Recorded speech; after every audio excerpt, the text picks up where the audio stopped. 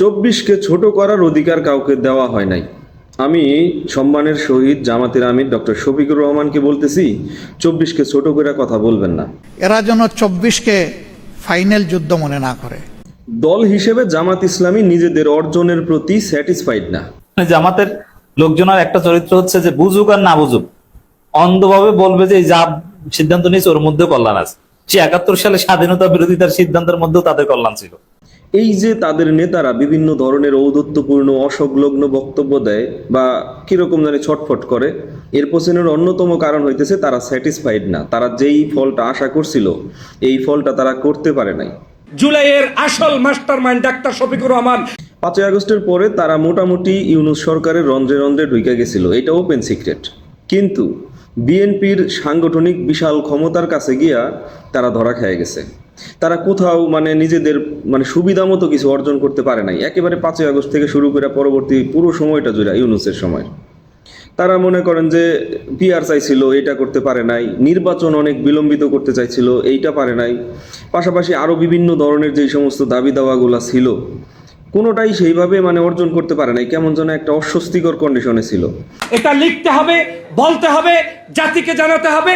ইতিহাসের পাতায় প্রত্যেকটি বাড়িতে গাড়িতে সব জায়গায় আমাদেরকে বলতে হবে। নিজেদের ইতিহাস নিজেরা বর্ণনা করতে না জানলে অন্যরা কোনোদিন আপনাদেরকে বর্ণনা করবে না। একদিকে বেশি চাপ দিতে গেলে আমরা যে ইউনূস সরকারের অংশ এটা প্রমাণ হয়ে যায়, আবার চাপ না দিলে বিএনপির তো সাংগঠনিক সক্ষমতা অনেক বেশি, কেমন যেন অর্জন করতে পারতেছিল না। তো ফলাফল তারা কি করলো, চরিত্র হননের একটা পন্থা বাইছা নিল। সরাসরি নিজেরা না করে আপনার বেশ কিছু লোকজন তাদের সমর্থকের মতো আর কি নিরপেক্ষ টাইপের এরা এদের লাগাই দেওয়া হইল। সম্ভবত এরা বড় বড় সিনিয়র নেতৃবৃন্দ যারা আছে তাদের চরিত্র হনন করা শুরু করলো, ইভেন তারেক রহমান সহ। 5ই আগস্টের পরে আমি দেখছি বেগম খালেদা জিয়ার ব্যাপারেও অনেক নোংরা কথা বলা হয়েছে। তার পিকচার নিয়ে নোংরামি করা হয়েছে, তার চেহারা নিয়ে নোংরামি করা হয়েছে।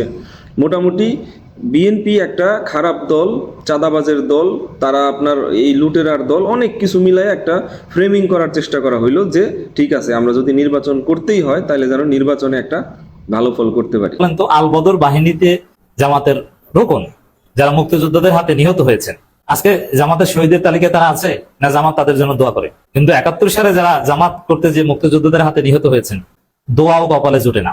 তো কথা হচ্ছে এই যে জামাতের নেতৃবৃন্দরা বলে না যে আমাদের ইঞ্জিনিয়ারিং করে হারাই দেওয়া হয়েছে বা এই সেই, জামাত নিজেও জানে যে তাদের আসলে ইঞ্জিনিয়ারিং করে হারানো হয় নাই, তারা নিজেরাই হারছে এবং হারাটা অবিসম্ভাবী ছিল। তারা যে আসলে রাষ্ট্র ক্ষমতায় আসতে পারবে না এটা তারাও জানতো।